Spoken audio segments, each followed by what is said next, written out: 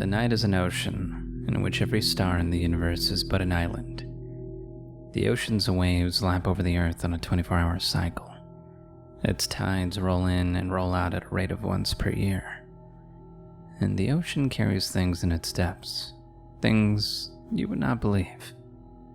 Every so often, something meant for deeper waters finds itself beached here. We mistake them for unhappy dreams because we cannot process the reality. Usually, they suffocate in daylight, thrashing in their death throes and expiring in a paroxysm of terror. That, at least, we can feel.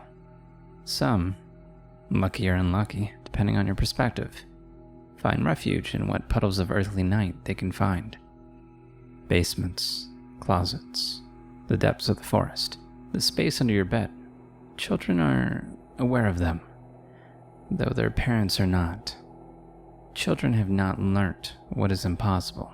In the dark places of the world, they may persist for years or centuries, every so often going abroad with the settling of the sun, every so often ensnaring a victim.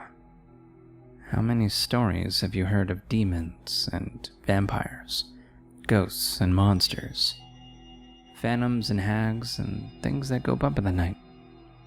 Each one is a fable, and yet each one contains some true feature of that which lurks in the dark. Our brains cannot process them, nor our eyes see without light. And so we fill in the details. Our mythologies give them form, and those forms change over time. Once a troll, then a devil, now a black-eyed child. Many are the masks of nightmare. Their shapes and names evolve to fit our fashions, but they themselves remain ever the same.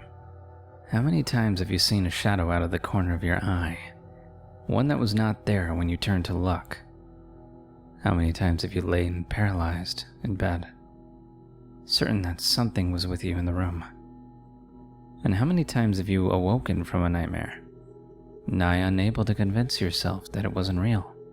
It was real. It's always real. Every nightmare you've ever had, every half-remembered terror of your childhood, every razor-toothed, snarling-jawed, dead-eyed thing that has ever haunted your dreams is real. And it is your fortune that most of the time, they're just passing by. They can afford to be patient, for the night is ancient. The night was already ancient long before the first day, and 1 billion years before the first terrestrial life writhed out of the primordial ooze. It was already there, watching.